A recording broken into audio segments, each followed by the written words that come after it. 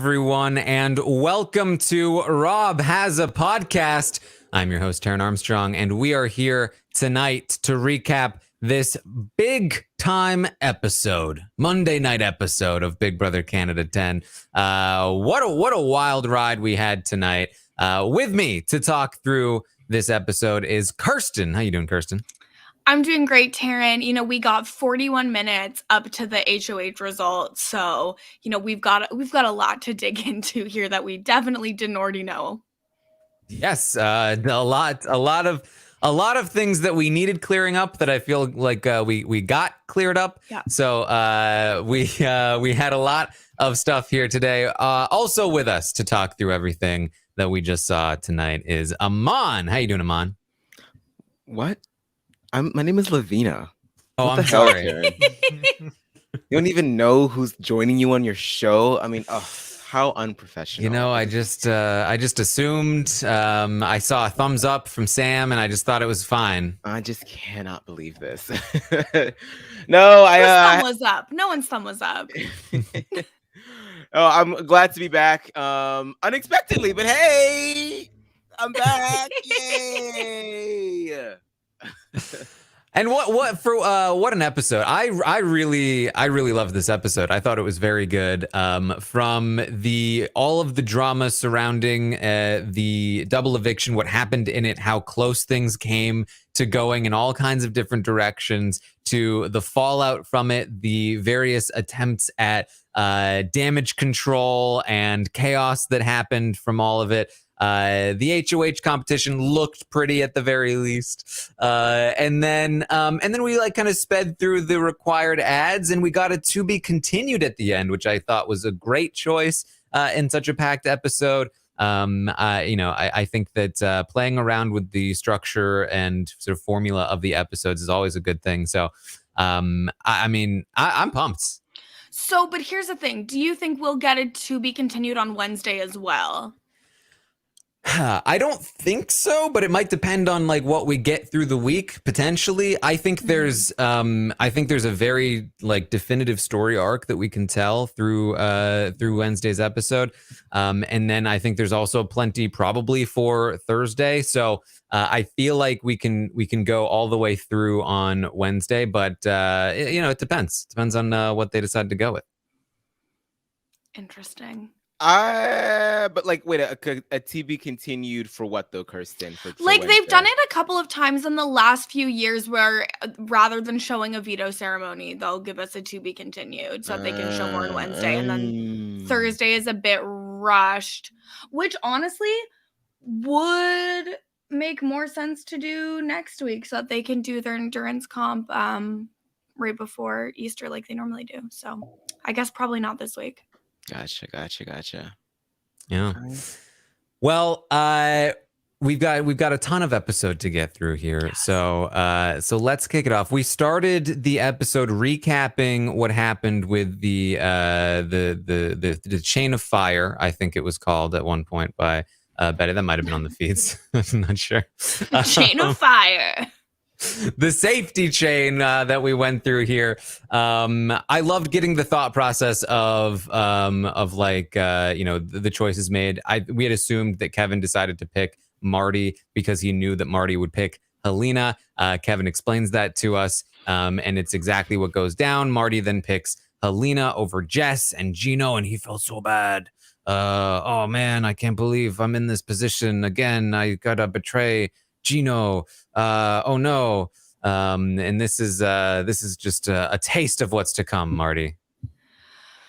That's actually the one complaint I have about this episode is that there's too much Marty. I would have preferred a lot less Marty in my Big Brother Canada 10. Yeah, him being the quote unquote star of the episode and winning this HOH made that pretty much unavoidable. Yeah. So now we have to literally listen to his thought process about betraying and then feeling bad and then doing it anyway and then only coming clean when he has the safety of the HOH. It's just everything that we were annoyed watching him do on the feeds. Now we have to spend this episode hearing him talk about what he did on the feeds. So and like the DR sessions also, I don't think added anything to it. Like, really, truly, when he talks about this whole situation, I can't even comprehend words from him anymore because I'm just like, why are you like this? I mean, we'll get to it, but quite frankly, I'm sort of just like, my questions still sort of aren't answered, even though we got to see everything that happened. I'm still sitting here like, so what, Marty? So Marty's not going to be happy with this podcast. That was personal. Guess what? I don't care. If Marty wants to act like a freaking adult Caillou, that's his problem. I'm sorry. He is acting like a child, and it is embarrassing for him. I'm sorry. Yeah, well, like, he's acting like a baby. So we see that obviously Jess and Gino end up on the block. There's a lot of celebrating from Herman and Moose that Jess ended up on the block. They think it's a done deal. It's locked in. We see Kevin suggest first to Marty, like, what do you think about flipping the vote on Gino? And Marty's like, no, I could never do that. Not after I betrayed him the first time. I could never do it again. And Kevin's like, I didn't even say we should. Already getting in early on the what are you talking about? I didn't even do it. Yeah. I didn't say anything. Didn't say a word. It's true. I mean, it's sort of like gaslighting 101, the way that Kevin is like, oh, I didn't say that. You said that. I just said what would happen if there was just scenarios, like, so yeah. Good on you, Kevin. We also see separately that Josh is going to be pitching to Betty as well. Like, hey, I think we should do this. We should take out Gino. Betty is down. Could we make this work? Betty's not sure. They go and grab Kevin. Josh grabs Kevin, brings him in, and they are like, so what do you think about this vote? He's like, what do you think about this vote? They're like, are we flipping this? Like, who's in? They named the 5 people. He's like, are you kidding me? Let's do it. I'm down. Let's go. He was so excited. And I just think I can kind of lightly understand possibly Marty's thought process, simply because Josh and Betty went and pulled Kevin away from Marty to talk separately before then talking to Marty. I feel like at that point when they're together, you just pull them both in because it looks really sus not to. But at the same time, I'm not siding with Marty here. Masterminds, they are not in this moment. Yeah, but like, good point though, because I feel like because on one hand I do sort of understand where Marty came from. It sort of seemed like, oh, then it's going to happen then. Like, and I feel like if they had approached, like, if you really, from Josh and Betty's, and Kevin for that matter, for anybody that wanted to flip this against Gino, what you need to do is just like, use the double eviction, all of the hype and the angst from being in this environment of the double eviction, to just walk up to somebody and be like, this is what's going to happen. We're going to flip. We're flipping. Even if you don't know that you have the votes quite yet, just say, look, I talked to Betty, I talked to Josh, we're gonna flip. It's gonna happen. That way everyone's like, okay, well, I don't want to be left out on whatever is happening. Like, they're gonna need they're the ones that are behind. And I feel like this could have happened. They had the votes there. They just had to stop beating around the bush of, what do you think? What do you think? You already know what you think. It's Gino and Jace. Just get one of them out. Just go for it. Just say you have the numbers, because you do. Well, and I think that if they hadn't been prompted to return to the living room when they were, like, if they had like maybe even 2 more minutes to talk, it would have been a lot easier to solidify. Where I left, it did seem positive. Like, it did seem like they were going to flip the vote there. And Marty, though, is sitting there, like, his posture is weird. He looks so uncomfortable. Like, we know that Marty has no poker face, right? And so he is, going through this mental upheaval of, what am I going to do? Am I going to betray Gino again? And it looks sketchy. So I'm not surprised that they looked at him and said, oh, he's not going to do it. We can't be the odd ones out. I mean, I am surprised. I think you need to follow through once you've made the plan. I think that, so, I mean, they're in there, the 5 of them. They're like, let's do this. Thumbs up, everyone, says Kevin. And And they go and they sit down, and Marty is like, he's feeling bad about what he's about to do. Betty's interpreting this as he's not going to do it. And so Betty decides we got to call this off. But Marty and Helena are sitting on the other side. They have no means of communication, and so Marty goes in there, casts the vote for Gino to go, and then Betty comes in and happily votes to evict Jess. Does not give Helena the heads up, who then also votes Gino.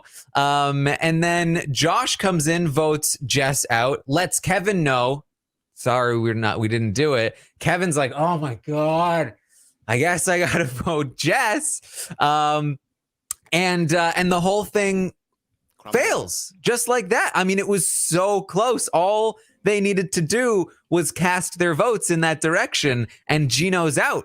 But they bailed on it in the last minute, and just like that, Gino is saved by 2 random flukes that night, because the first random fluke is that Jess got that white ball in there too, because they were about to win that safety, and it would have been Gino and Jace on the block, and Gino is straight gone at that point. Very lucky that white ball ended up in Jess's tube. Then he gets so lucky that they didn't have 30 more seconds, and that Marty was on the opposite couch, because if Marty had been on the same couch, things could have again been completely different. But just like that, Gino manages to just squeeze by, and it is Jess that ends up evicted in the double eviction. What a series of events here. It is very apt that Gino gets good things by sitting back and doing literally nothing. Like, nothing could be more realistic to his experience. Yeah. I mean, for a fireman, he really is sort of just sitting in the middle of a fire. Like, this is fine. This is A-okay. Yeah. He's like, what fire? I don't see it. I mean, this is just such a wild series of events, and just the fact that we're able to see it play out in the way that we do. I feel like the editing this season has been great. I love that they really went in on this, and it reminds me a lot of, again, Big Brother Canada 6. We had a similar last minute decision with Paris deciding to evict Ali or Kayla, and Paris's crew was going back and forth, and it really the order in which they voted could have determined how it happened, but we never really saw that in the episodes. It was all on the feeds that you knew that, but we are fully seeing just how close it came here. It's so interesting. I just feel like if you are going to go ahead and make this move, like I said before, you need to, first of all, you need to make sure that you have the trust there, because you sort of have a bit of a hodgepodge mixture of people in there. Sure, Helena, Kevin, and Josh have something going on, but that doesn't mean that Beth is on the same rapport that those people are on. Also, you throw in Marty in there, you're throwing in Helena. It's like Helena's going to do whatever the hell is the most beneficial to her. So I just feel like the trust was just rocky to begin with. So unless you were going to enter this, and I'm speaking directly to Kevin here, because Kevin is the one that got the ball initially rolling. If you're going to go ahead and do this, then you need to make sure that you have Josh, you have Helena set no matter what, 100%. Then Helena, or then you're gonna get Betty, because Josh is gonna Josh is gonna bring Betty in on this, so that way you at least have the 4, and then Marty was just already gonna do it anyway. So I just feel like there was never really any real okay, we're doing this. It was just are we? It looked, I mean, okay. Kevin was like, we are, everyone, thumbs up, which is so funny when you flash to later in the episode where Kevin goes, my thumb wasn't up. Did everybody was everybody no, was it there didn't ever look like it was just a okay. Yeah, there just wasn't enough time. Yeah. It's Kevin saw it and he was trying, but they were all kind of just trying to rush out the door, and he's like, we're doing this. And then you could even see on the couch when Betty was like, Marty's not gonna do it. Kevin, you could see Kevin straining to not just burst out and be like, Betty, you'd better do this. He was trying to give her a nod, no, still do it. Stop it. But also trying not to get caught. And it's just not going to play out the way they hoped. Have we ever seen anybody? Sorry. Oh, sorry. Go ahead. Have we ever seen anybody like get in trouble for talking during? No, they wouldn't get in trouble for talking. They can talk whenever they want. I mean, they can't talk like Arissa's like they can't like interrupt Arissa or something. Right, because they're always saying no communication, but while the voting is going down, and I'm like, has anyone? Yeah, but what would happen? Yeah, like what are they gonna do? Like, and also with this cast, I wouldn't be surprised at all if they like developed some sort of like umpire hand system while they're at the couches, so they don't even have to talk. They're really good with the hand symbols this year. Like it would be possible. They tried, but the one thing too. So Marty talks about this as though he was dragged, kicking and screaming into the Expedia room, like a bag was over his head. He didn't know how he got there. Like he was held hostage in this room and forced like at a weapon point to make this decision, and that it was like some sort of scheme just to make him look stupid. And what we saw tonight does not back that reading of the events, I don't think. No, I mean, so that's one of the things we looked for. So the way that Marty described the situation is he remembers being grabbed by the arm by Josh, pulled into the room. He doesn't even remember how he got into the room. He just remembers his arm being grabbed. And then he's in a room. There are people talking. He's confused. He barely remembers any of it, but he remembers that Betty sort of like started the conversation and that they were trying to get him to vote Gino. And so he left the room just like in a haze of like, I guess I just need to evict Gino, even though I don't want to, and decided to do it. I mean, it would be a great play to just bombard somebody and overwhelm them into, I mean, it's kind of what Tyler did in the first week of Big Brother 20 to make that flip happen, to just be like, words, vote this way. This is what we're doing. We got the vote. We got the you have to. House flipped. It happened this way. You just got to do it. You got to do it. Yeah. And then you're just, I guess I'm doing this. Yeah. Put a quarter in the jar. It works with what Aman said earlier as well, though, because that philosophy relies on being like, it's already done. We have the numbers. It's happening. Wouldn't you rather be with us? Which is more effective than, but are we going to? How, like it would work better. Definitely, as Aman said. And I feel like, I just feel like Marty, like he really did do the most in the retail. And we know why, because he got caught.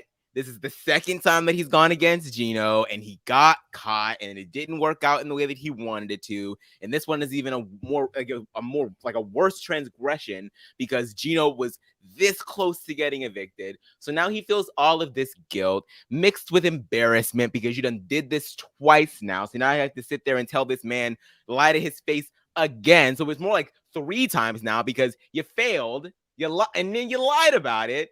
And now all of a sudden it's like, what I still don't understand is, how is this just strictly Josh and Betty when Kevin was the one that came to you first? And you know that Kevin did this. And yes, maybe in his mind, he's like, well, I shot Kevin's proposal down. So in my mind, that just absolves me of everything, because Kevin asked and I said no, but then when there were more people involved, then I kind of got roped in. So does that mean that Kevin just gets off scot-free? Now that there are more people getting behind what Kevin told you to do in the first place, Kevin wasn't involved at all somehow? Why are you acting as if someone just like you said, grabbed you by the shoulder, like took you in and like put chloroform over your mouth, like, and you just wake up in a haze, like someone's over you, like, you're gonna vote Gino out right now. And it's like, what the hell, man? Like, it was so sensationalized. And it's like, I get it because you're embarrassed and you got caught, but it's like, Marty, come on now. Like, all these theatrics and the histrionics today were like just well, I think out of his mind. I think he also thinks I think he sees that, Kevin genuinely proposed, let's vote out Gino, and Marty shut him down. And then in his mind, the Betty Josh thing was all a plan to make him vote wrong and look bad. It wasn't a genuine plan to flip the vote and get Gino out. So he thinks, okay, well, Kevin, proposed a plan. I shot it down. It didn't happen. But then Josh and Betty, the masterminds that they are, plotted to make me look so stupid by betraying the same alliance member for a second time in the same season of Big Brother. And that's their fault and not mine. Yeah, he feels like, which is partly true, that Josh and Betty came up with a plan. They then brought in Kevin. They then brought in Marty to pitch the plan, which is what happened. The problem is that he thinks the plan was all a setup, an elaborate ruse to trick him into turning on the marvelous Gino for the second time. I think he has spent too much time investigating fraud, and he's seeing it everywhere. I don't know. Maybe I'm just like a little bit more just like smelling something here, because I'm just like, I don't believe that. Like, I don't believe that you really think that Josh and Betty, because it's giving me similar shades of the whole thing with Summer. Like, no, I'll look you in the eyes. I know that you are lying to me. Like, it's like, it feels like you were just like, the plan didn't go through. You were part of the plan. You didn't go through, even though you weren't the initiator of it. You were part of the plan. It didn't go through, and now you're just like, oh, like, it's like, come on, there's no ruse here. The plan didn't work. It just, you were part of it and it flopped. And I know that you have to save face, but I don't genuinely believe that he really believes that Josh and Betty are just like running circles around him. It just doesn't make sense to me, because why would they? I think you're giving him too much credit here, Aman. Yeah, but it just doesn't make any sense. Like, because why would they do that? Exactly. It doesn't make any sense. But yet he's like, this is what happened because I'm Marty and things don't have to make sense. Like, it goes back even during the episode. We have him in the DR explaining this move and explaining this flip. And he's like, I don't know why we would vote out you. And it's like, well, but you did it. So stop acting like you don't know why you would, because you did. Like, stop it. I mean, because you already went against Gino at one point. So it's like the thought of going against Gino isn't like a new thing to you. Like, it's like killing. You killed once, I'll do it again. It's like, I don't know why the seal's broken. Like, I don't know why you're acting like this is like some incepted like thing into your mind. It's just weird to me. But okay, I mean, I think he is correct in that they overwhelmed him and managed to convince him to vote Gino out. Like, that part of it is true. He like didn't say a word in that meeting, and I mean, you could see him. He was like, what? Where am I? He's like bent in half. He was like Walter White in the Fugue State. Like, where? I feel like you actually look more like The Weeknd at the Super Bowl there, Taran. Yeah, well, so I like that part of it is right, but he thinks the reason that it didn't happen is that it was all a setup, and not that they backed out at the last second. And the problem is that they can't explain that they backed out because they didn't trust him, because that's not only an insult to him, but it also admits to Gino and everyone else that they were trying to make it happen in the first place, which all gets blown up in just a second here. So it's not able to sort of like be properly talked about and reasoned out afterward. And so he's sitting there just like, I can't believe it. Revenge is what I need. I need to revenge. So Marty feels like what he remembers is being grabbed by the arm. We did not see this. So we saw Josh grab what seemed to be both Marty and Kevin, but then only Kevin ended up going in. Then Josh was tasked to go grab Marty again, and we do not see how he was brought in, whether or not there was an arm grab. But we do see that Betty kind of kicks off the conversation, which I'm sure helped sell the story that Betty was kind of the mastermind of the situation, which of course all three of Josh, Kevin, and Helena are going to corroborate, because they are secretly working together, as we've seen in previous episodes. So all of this is happening, and Gino in the meantime is like, who did it? Who did it? Jace, was it you again? You really suck at lying. How dare you? No, he didn't think that this time. Like all those theatrics of like admonishing Marty 2 weeks ago into like never letting anyone betray you didn't seem to work now, buddy, did they? Because here you are looking like Boo Boo the Fool with all these votes against you, and you just narrowly escaped by the skin of your teeth.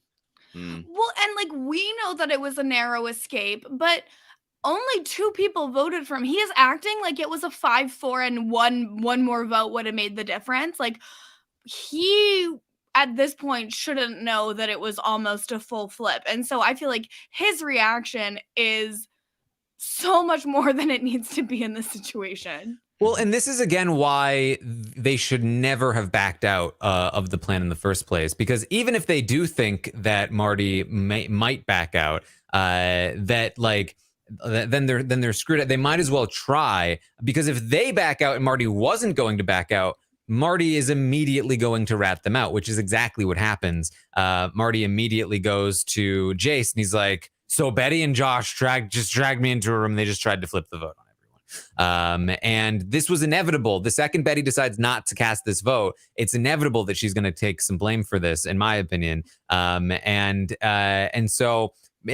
Marty at this point is, and like any other player in the world would never have admitted this in the first place, right? They would have kept with the lie because they all believed him. But Marty initially is like, "It wasn't me. They tried to get me to flip. They tried to get me on board, but it didn't work. They tried it. It was Betty and Josh." And Jace is fully believing it. Like, "Oh, I can't believe Betty would do that. She already doesn't like Betty." And so, you know, she's going to bring that to Gino, and Gino wants to grab everyone and pull them into a room and figure out exactly what's happening here. And it's like, well, yeah, it's Marty, right? So of course the truth was going to come out eventually because he can't stop himself. Yeah. So he gets them into a room. And they're all like, "Well, oh my God, what are we doing?" Marty says, "All right, you were all pulled into this room. Betty and Josh, what were you doing?" Betty and Josh are like, "What are you talking about? We didn't do anything of the sort. We were in a room. We were talking." And he was like, "No, you were trying to get me to flip against Gino." And they're like, "That's not true." And then Helena chimes in. She was like, "Yeah, I mean, you guys were doing some things. And I said I didn't want to do it." And Betty's like, "What? You said no such thing." Like, in response to what, Betty? Yeah, it's like, yeah, you like, what was that? Wait, hold on. Hold on, let's back it up. Yeah. I asked you what was going on, and then you told me that there wasn't any sort of plan to get me out, and you don't know where those votes came from. And then Helena's all of a sudden saying that there was a plan and that I wasn't going to do it. But then all of a sudden you're saying that she was going to do it. So what was the original plan that she wasn't going to do that you said it never existed? Yeah. Oh my God. It is. Well, and it's so much of just like, well, what did you specifically say? What words were used? What did you say? What did you say? And all the time, Kevin is like, my thumbs were never up. I never said that. And it's like, it shouldn't work, but it does because of this specific group of people and the amount of chaos and like frustration that's going on, that he can get away with being like, "Yeah, no, it wasn't me." But also because Marty is inclined to believe Kevin. Yeah. Well, yeah. I mean, Kevin has secret allies in this conversation that will help back, each other up. Josh and Helena already have some heat on them. He's going to try and help back them up in small ways, both in this argument itself and also later on. I also think he plays this very well, considering the position he's in. His game is completely blown up at this point. He's been largely exposed. He definitely was mostly running that meeting, but trying not to appear that way. The move failed. He lost one of his strongest assets in the game in Jess, and now he's in deep trouble. And he manages to get through this very well. Again, just like chiming in at just the right moments to be like, no, she wasn't lying there. She's not lying. She's not lying. That I did hear that. And I also thought a great part of what Kevin did here was let's be real. Like, we went into that room and there were definitely discussions being had. It seemed like maybe we were discussing maybe taking out Gino. I mean, let's be honest about this. Seeming like the reasonable one in the conversation. And I think the biggest get here is that he not only gets out clean with Marty and Gino, being able to deny the thumbs up. Like, who did the thumbs up? Oh, I can't remember. He's like, oh, thank God. But he also gets away with it with not pissing off Betty. Betty doesn't come away from this conversation feeling like Kevin ratted them out or threw them under the bus either. That he manages to assuage like all angles. And despite the fact that he's not going to come out of the night unscathed, he comes out of this conversation pretty unscathed, which I thought was very impressive. Yeah. Yeah, he really was able to just sort of like juggle, talking, saying just the right amount of things, and like you said, coming across as if it's like, come on, guys. There was a conversation that happened. Like, where there's smoke, there's fire. So let's not act here and say it as if nothing happened, which no one can really say, no, Kevin, nothing. Like, it's like, no, it's like, you can't really negate Like, that. yeah, because like Marty's not just making this up whole cloth. There was obviously a discussion that was had. So to try to deny it is fruitless. It just doesn't make sense. And to be the first person to be like, there was a discussion. Let's be real about that. I think helps a lot because again, because it doesn't like piss Betty off to like throw a little bit out there because he's not throwing them under the bus. He's not saying that they started it or anything. He's just saying, yeah, there was a discussion. Because it's an admission of guilt without self-incrimination, like outright self-incrimination. You're just sitting there saying like, yeah, the conversation happened. I was there. Yeah. But I didn't vote you out, but I was there. Yeah. So that's and the fact that it didn't happen is like, well, obviously I wasn't on board. It didn't happen. Right. Like, a couple of people have tried it. But not me. One thing that I really loved about this conversation is finally seeing Helena's feet get held to the fire a little bit. Because I've been waiting to see how she will react when her game eventually blows up in her face. Because the way that she's playing, there is no other option but for her game to eventually become exposed. I will say, there were definitely stronger culprits here than her. So she's able to sort of get out of this mostly. But her image, as far as Betty is concerned, was already tainted leading up into this anyway. So now it's just... Yeah, this wasn't like she didn't come out of this looking like the squeaky clean, and the fact that she was already a target for people that weren't even involved in this to begin with is definitely making her game a bit more tenuous than it was before this entire debacle. So yeah, I was interested to see how she would react, and I think she reacted kind of the way that I thought that she would, just a deer in headlights, looking dumb as hell, just like not really knowing what to say next because, girl, you got caught. Well, and I think it goes to knowing how the person you're talking to is going to take things, because I think that Kevin's approach works particularly well with Gino, because in Gino's head, he's like, yeah, of course I'm the number one threat. Of course people would want to be taking me out. And so what Kevin is saying aligns with how he would think about the world and his place in the house. And that's also just a good consideration that Kevin had. Yeah. So that ends that. We then go into the HOH competition. And we've kind of talked about it, I think, on the updates, on stuff like that. This is probably the first time that if you're an episode watcher, you're seeing this. But Moose is competing in the HOH competition. I think this is a bad call from production. We've talked about this already, but like, if Jess doesn't compete in the safety competition, then Moose should not be competing in the following HOH competition. If those two competitions are not compatible for Jess, they should not be compatible for Moose either. What are you doing? What are you doing, production? Come on. Yeah, it's not the best decision that they could have made. I think that they just obviously were not thinking properly about how it would like count as back-to-back safety in one situation, but not in the other. Yeah. But it's well, I could also see though, because regardless, everyone did get to compete in at least one thing last week, because Jess did get to compete in the second half. So maybe it was seen as that's how it normally works. Well, yeah, but like it could be seen as, okay, well, it's not actually a veto. Everyone gets one opportunity to fight for their safety. The entire thing. Yeah. And so they could be seeing it that way. I don't really think that makes sense, but I think that it is something that they could be thinking. I agree that they were definitely like building it up. I was like, this is like a...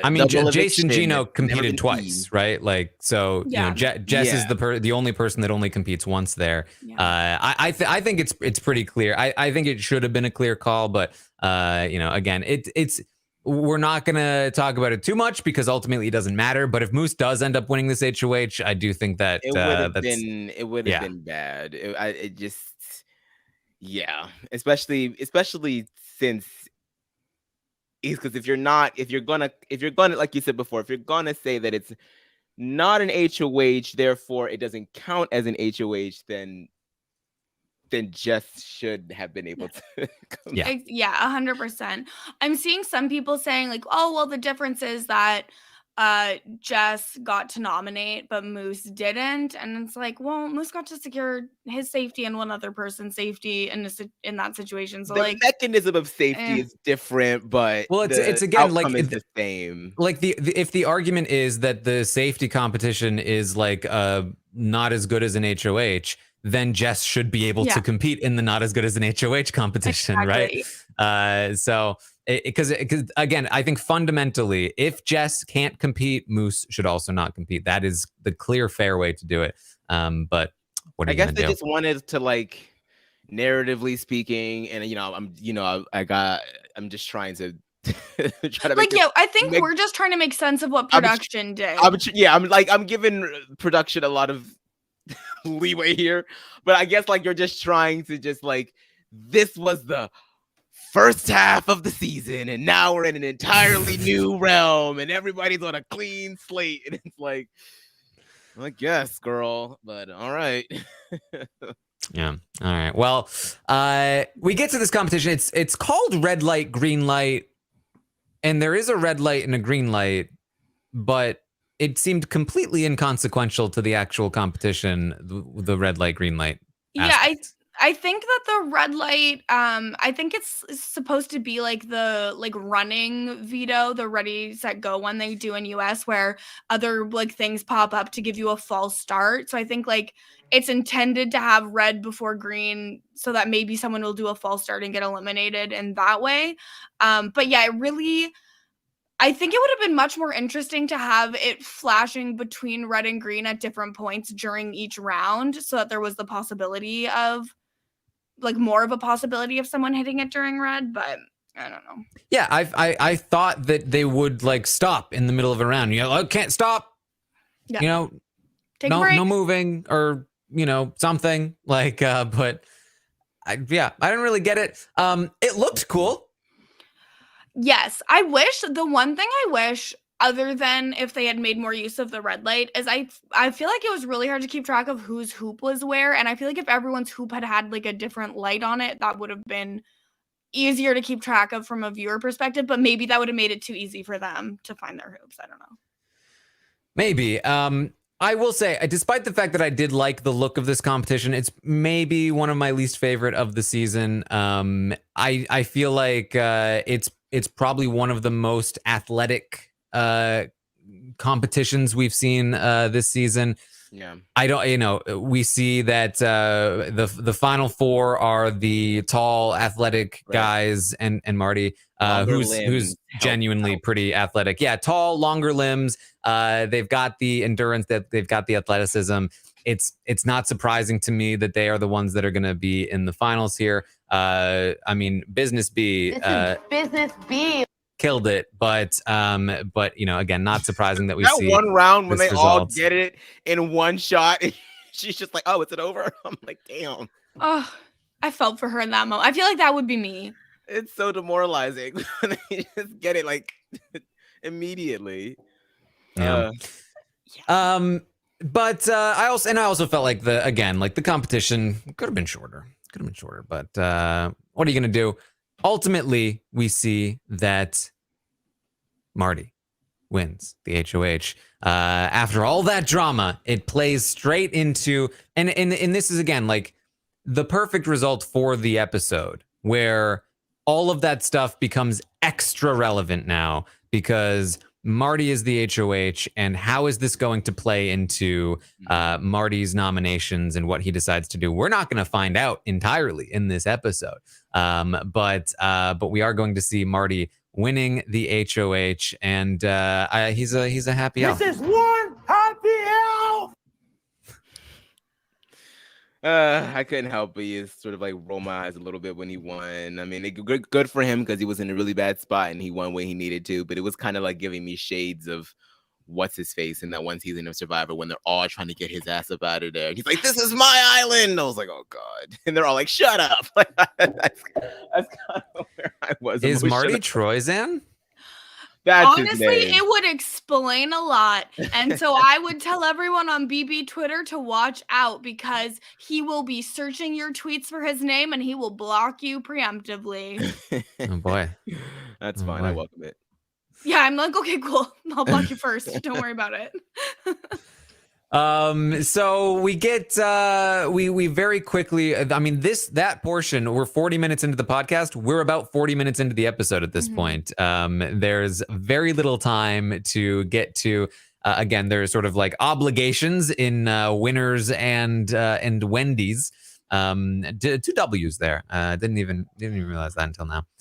The way Marty says Wendy's in his HOH room, like, Wendy's! And I'm like, is Puya here? Is someone gonna say D's nuts? Like, what's happening? Like, the way he said it was so stupid.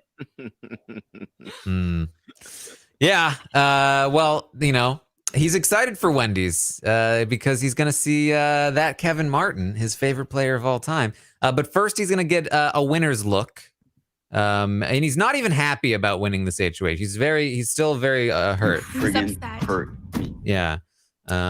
So he can't even enjoy it for now, but he's got a winner's look. Yeah, and I have to say, as someone who has spent many, many hours of my life searching Winners for clothing, an ill-fitting blazer is like 90% of what you're going to find on the shelves. So it was very obviously a Winners look, in my opinion. Oh, well, how do we rank this one in all of the Winners looks? Oh God, as if I remember like any. I thought it was better than his first winner look. What was his first Winner's look? I just remember not liking it. Yeah, that's where the story ends for me. I feel like I'll give it a 1. One of them got a shacket at one point. I don't know. It's bad all across the board. Like, truly, when you go to Winners, it'll be like, here's a rack of shirts. Here's all the medium shirts. Look through and find. Like, it's not for the faint of heart. I feel like every time Kirsten comes on the podcast, she's saying Winners is bad, and then people are like, Winners is not bad. I'm not saying Winners is bad. I'm saying Winners is difficult. You have to find and search. Like my fleece that everyone compliments, I had to go to 3 different Winners to find it across. You're rocking the Winners right now. Not today. Oh, okay. Last time, yes. Today, this I actually bought from Maddie Poplet from BBCAN 6 has an online thrift store. Check it out. Oh, hey. It's called No Bland Secondhand. Follow, look at that. But yes, a Winners it's not easy. You have to go. It's as difficult as Marty getting dragged into the Expedia room, you know? Like, it's how you have to get there. You don't really know how you got there. You don't know what's happening Winners. while you're there. Like, people are saying, get the fleece. I didn't even want the fleece. I got tricked into getting the fleece. Actually, I didn't want the whatever, but I got the whatever is a very fitting. Like, for Winners, you never come out with what you're looking for. It'll be like, oh, I need a duffel bag. And then you're like, oh, I bought these cosmetics and a new throw pillow and a candle. And, oh, the Ray Dunn mugs are there. It's a lot. It's Is that why it's called Winners? Because there are winners and losers to everyone that goes to Winners, and in order to win, you need to find the things, and it's difficult? Well, you saw that veto competition, right? That was a pretty accurate depiction of trying to find something at Winners. Well, there you go. I was just trying to figure out what the hell Winners was like here. It's like TJ Maxx, I think, is the same company. Gotcha. Or Marshalls, like I think. a Marshalls. Yeah, we have Marshalls here as well. I would say if Canadian Marshalls is the same as US Marshalls, Winners is marginally better than Marshalls. But I can't say with certainty that the Canadian one and the US one is the same. Okay, interesting. Because I was like, I can't imagine walking out with anything from Marshalls and being like, yeah. But every once in a while, there's like that one thing, you know? That's true. It's a scavenger hunt of a department store. Definitely. Exactly. Now There you you go. understand a little bit better about winners. I totally get it now. Because I hadn't even really had like the patience to actually investigate this until tonight, and I'm glad that I did, because now I have an entirely new understanding of this sponsorship. Yes. You know, And, like, Canada is going to get a sponsorship, but that's the last thing that they are going to do. They're okay? going to get their sponsor money on a Monday episode. And I just want to be very clear. I don't hate winners. I go to winners probably at least once a week. So don't come for me if you're pro winners. I am too. It's just not easy. Hey, I bought a wallet at Marshall's. I mean, it fell apart maybe 3 months later, but Hey, but those 3 months, 3 months, those were special. it was a good 3 months. Okay. See, Kellis likes winners too. Callis is a huge fan of winners because he's a winner. So we're also gonna see that Marty he can't keep up the lie. He needs to come clean. He needs to tell Gino the truth that he was a vote. He was a vote, and he thinks that Betty and Josh set him up. It was a trap for Marty to trick him into voting for Gino. It's embarrassing. I roll. It is so embarrassing that he is out here saying this with his whole chest, and then like every other word is, oh, well, if I'm wrong, I'll apologize later. Like, Marty had better have a good notes app on that phone of his, because he's going to be using it for a lot of apologies. But you know what? Yeah. Good for Gino here. You know, I'm glad that Gino is now wise to this. You know, fool me once, shame on you. Fool me twice, shame on me. He's really not going to move forward with Marty in the same amount of respect and trust. And as you shouldn't, because Marty is not that guy for you. I mean, you guys can shoot with French all day long, but no. Mm-mm. Fool me once, shame on me. Fool me, or shame on you. Fool me twice. Mm-hmm. Shame on you. Really, just shame on you all the time, Yeah, Gino. shame on you. Yeah. Shame on Gino. Shame on Marty. Shame on all these people. I'm just wondering if, you know, when one of them finally goes, if there's going to be any French curse words dropped, will they be censored on the show? And then will we have to explain that French Canadian curse words are all religious? It's going to be a lot. Oh boy. Yeah, it's Marty literally never had to say this, because Gino in the heat of the moment says it's impossible that it's Marty. It's definitely not him. There's no chance that Marty did this. Marty can take this to his grave like Helena's trying to, if he wants. Instead, he is going to volunteer that he did, in fact, betray Gino again. And then lied about it again, and is only now coming clean when he's HOH. Even Gino is like, yeah, nah, dude.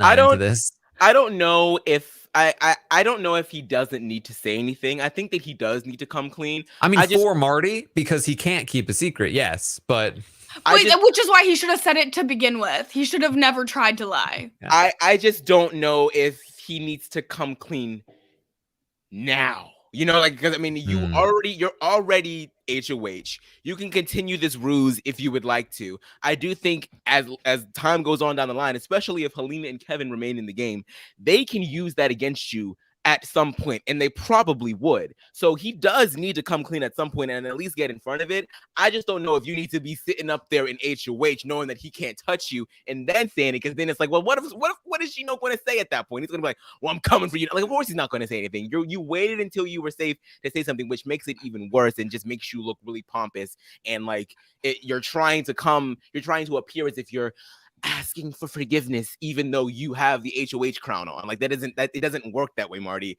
If you're going to come clean, then just do it when you're not in power. You know, people show you who they are through the trials and tribulations and not doing their success, baby. Okay. See, I think all the time. I think though that if he's going to lie and then come clean, like, to do it at the point where he's safe and has a lot of time to work might be okay, because then, like, by the time he doesn't have power anymore, maybe it's just not, like, that's old news and there's other things to worry about. Yeah. I think the right move was to either just say it right away or never say it. but Marty apparently just doesn't have that speed. Yeah. Which is, very, very, it reminds me of Kiefer telling the trio, oh yeah, I did in fact know about the Spicy V situation. Just like why?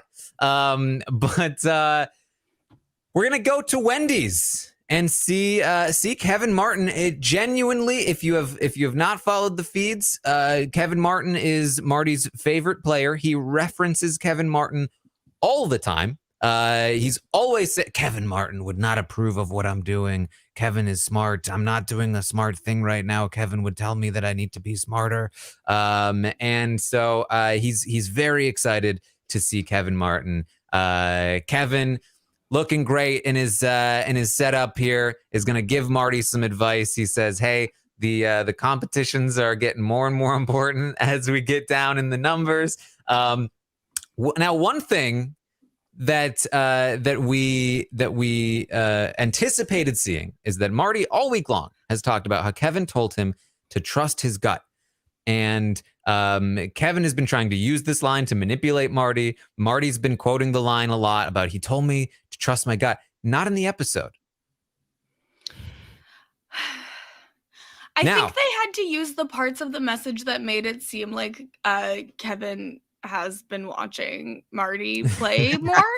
I wish that Kevin had been a little bit more dialed in so that he could have said something like, "Marty, you got to be smarter. You got to make you got to make the smart decision. Like, come on," to really twist the knife to Marty of, "Oh, Kevin Martin wouldn't approve of what I'm doing."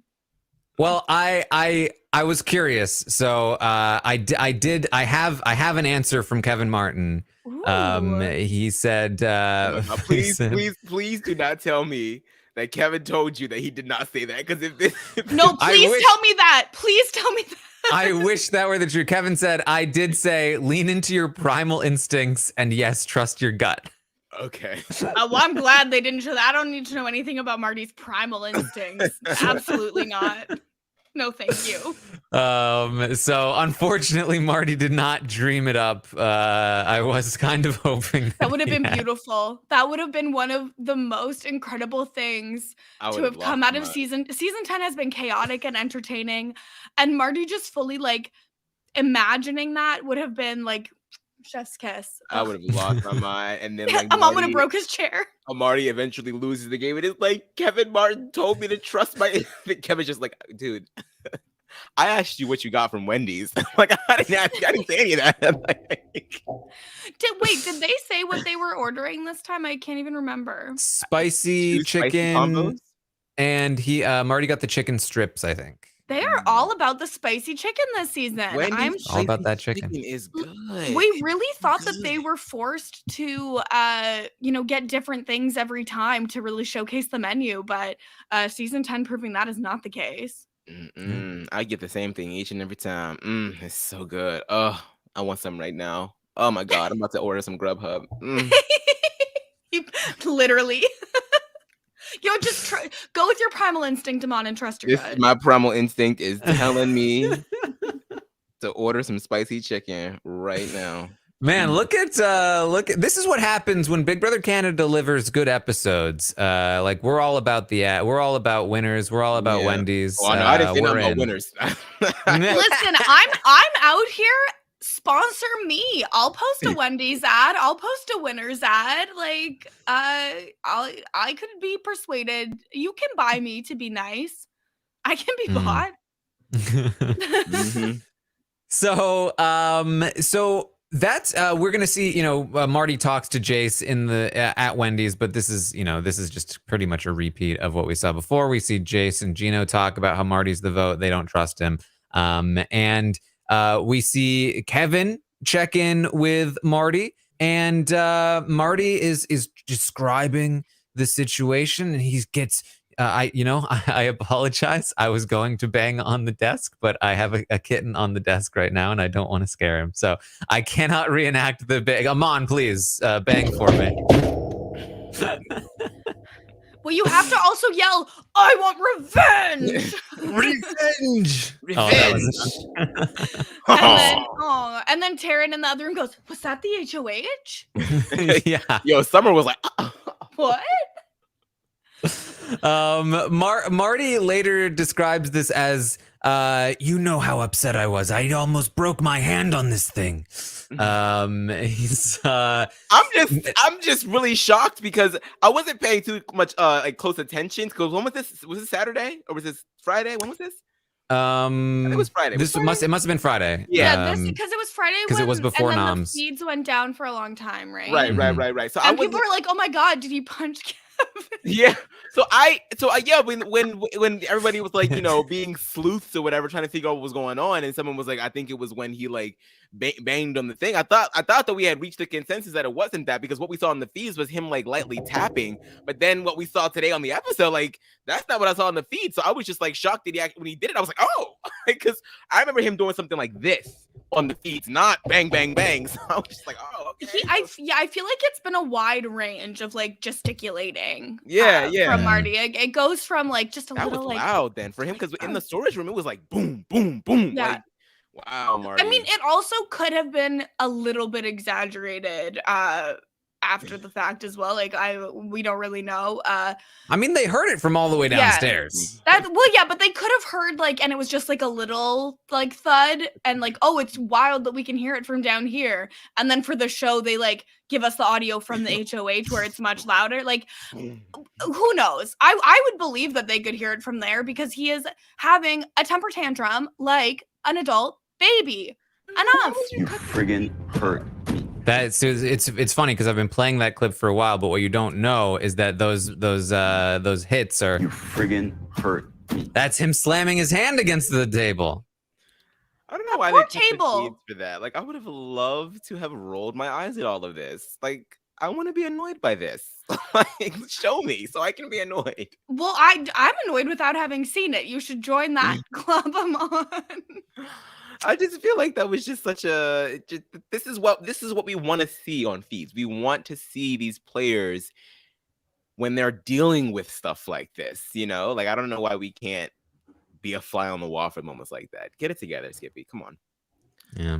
Also, get it together, Marty. Act like a grown up. You keep talking about how you're 43 years old. Act like it. You're grown. Mm-hmm. Yeah. Good call, Moose. That's the to be continued. Revenge. Like the slowed down music over the credits too. I was like, okay, Canada. I like this. I think the cliffhanger is too often used in a lot of shows. It's usually not very exciting. I was totally not into the Survivor one that they had a little while ago. But I think for Big Brother it works very well. Obviously a lot of people already know what the nominations are, but even if you don't, it's like the nominations are just the start of everything. It's not the conclusion necessarily. So if we start with the nominations next week, I think that's fine. We often have not enough content, or like this just like the way they try to fit the structure of these episodes often just doesn't fit how the house is moving. And so we get these sort of not representative pieces of the house that doesn't make sense for TV, doesn't make sense for showing what's happening. And so instead, I like this. I thought it was a dramatic way to, be like, all right, here we go. To be continued. I thought this worked well. I say just cut to the credits. Don't give me the to be continued card, because I know what's going to happen. So just cut to the credits and just let it sit. We know there's Big Brother on Wednesday. You don't have to tell us it's going to be like, what do we think the show is going to be? Was just canceled in the middle of the week? To be fair, we know that's not true. It happened once. Okay. Yeah, that's true. In the midst of a global pandemic, Taryn. I mean, we're still in the midst of a global pandemic. True. Oh man, maybe he broke his hand and the season's just over. Oh man. Cancel the show. Well, that's oh my god, Aman! No. So Big Brother takes no liability. These stunts are performed by professionals on a closed set. So Are you like okay, the Aman? day, I'm okay. the day that all of this went down with the feeds, cutting after the banging upstairs, whatever, it was the same day that Kiki from BBCAN 7 posted a picture of like how messed up her foot was when she broke her foot, and she put, I don't think I've ever seen this described anywhere, that she had like fallen through the floor because it's a set and not a real floor, and that's how she broke her foot. And I was like, maybe Marty fell through the floor. Can you imagine if you had broken that table? Oh my. Oh my god, I feel like that's a sturdy table. It does. It looks very sturdy, yeah. But that's it. To be continued. And we can't even discuss the nominations here until we get into spoilers. So anything else from the episode before we move on? Nope, that's it for me. I just want to point out, just again, one more time, Summer being like, I can see it in Helena's eyes. I know it's her. Oh, yes. I love Summer so much. I'm a sociology major, which means I know how to read eyebrows, baby. I mean, totally just cold reads Helena there. That's a read. That's a You really suck at lying. but real. Yeah. Mm-hmm. That's what it She actually knew. looks like. You're right about it. Yeah. Good on you. I respect it. It reminds me, not quite the same situation, but it reminded me back at the beginning of BB18 when Devon just sniffs out the fact that Tiffany is Vanessa's sister. Like, I see a little mini poker player to my left. Hey, Vanessa's sister. Like, I was just like, yes, Summer. And Give it to same me. thing, Devon and BB17, noticing the twin twist right away. Is a damn twin. Mhm. Thickums. That's Yeah. thickums. That's thickums. Oh. Yeah.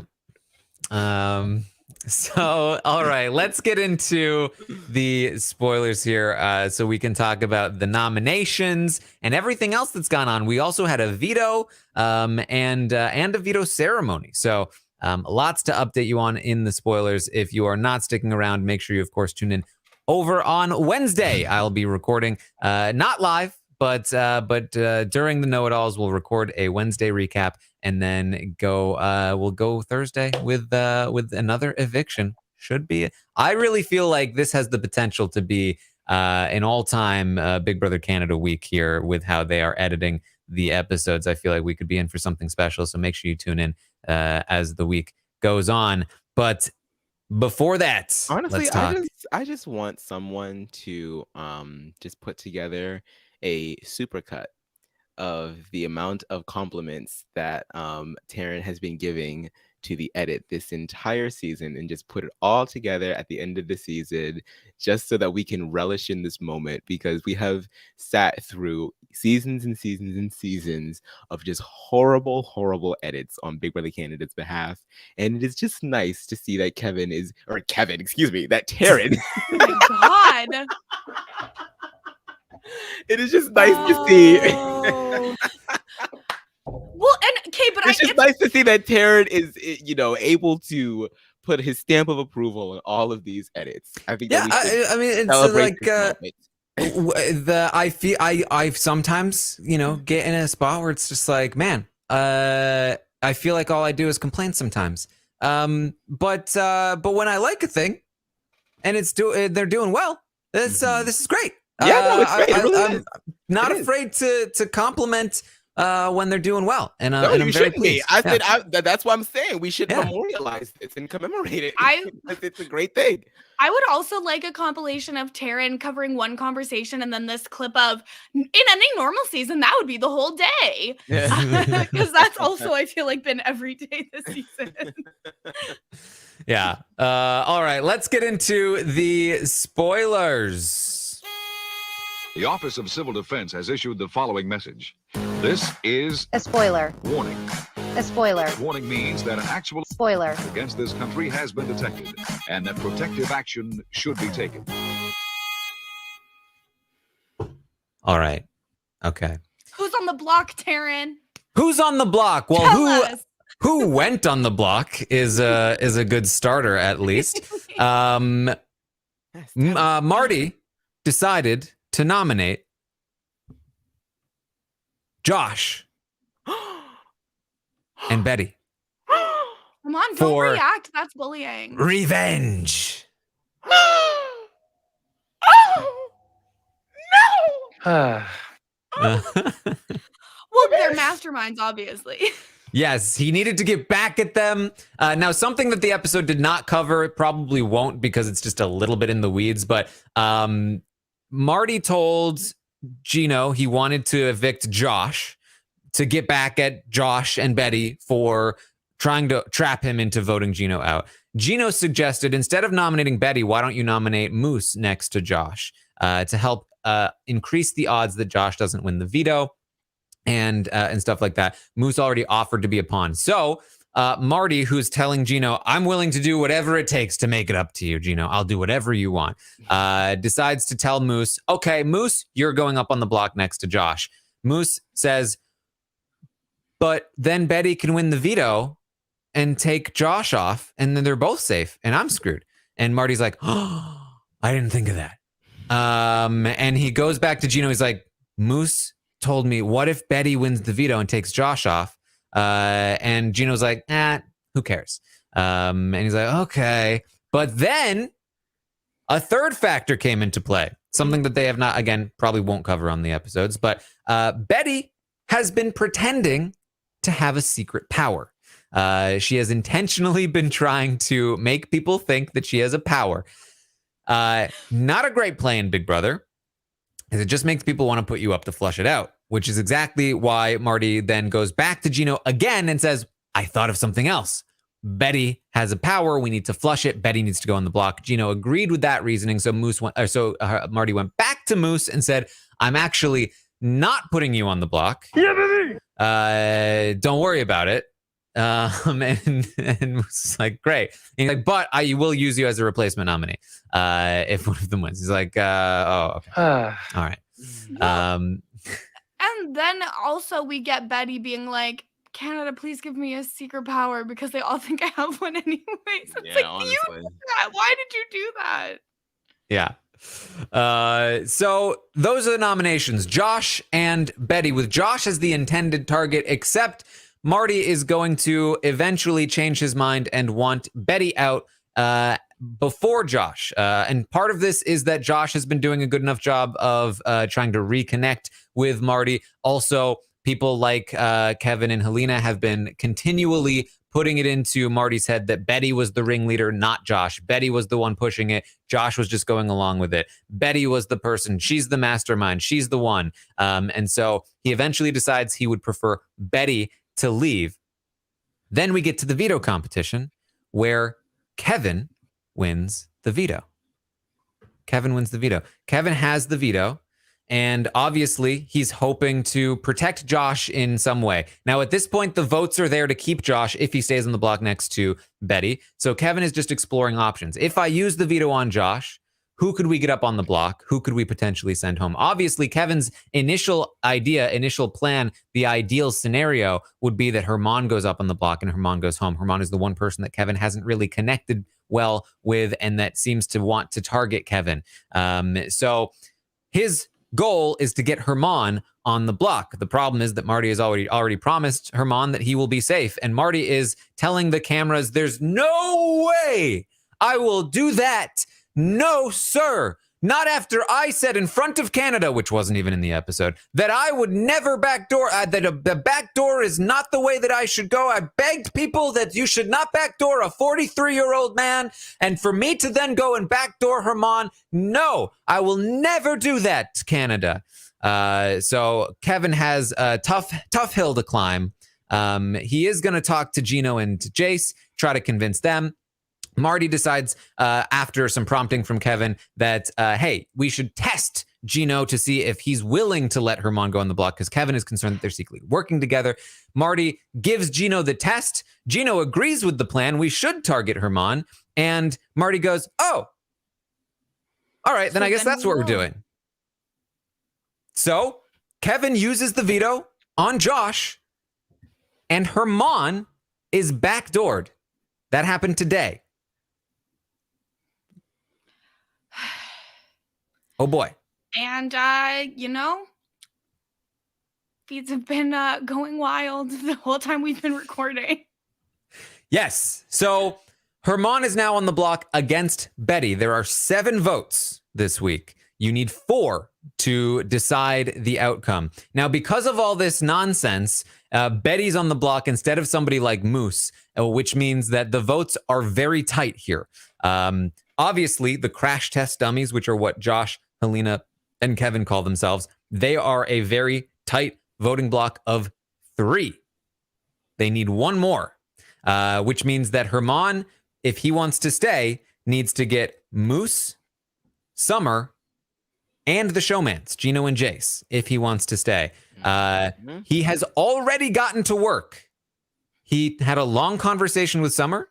She was initially against keeping him very clearly. After the long conversation, he appealed to the relationship that they've built. There's a little bit of flirtiness happening. Lots of hugs are happening.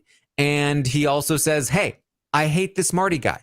I want him gone. I want to put up Kevin and Helena, and I want to backdoor Marty. That's what I want to do. Keep me in this game to let me go after him. Moose came in right after. Summer was like, I don't know. I don't know. Moose is saying we need to keep Herman. Summer saying, I don't know. Maybe I do feel that way. Summer has since gone back to Herman and said, I'm kind of leaning toward keeping you. And Herman's like, that's great. Herman also talked to Jace, who talked to Gino.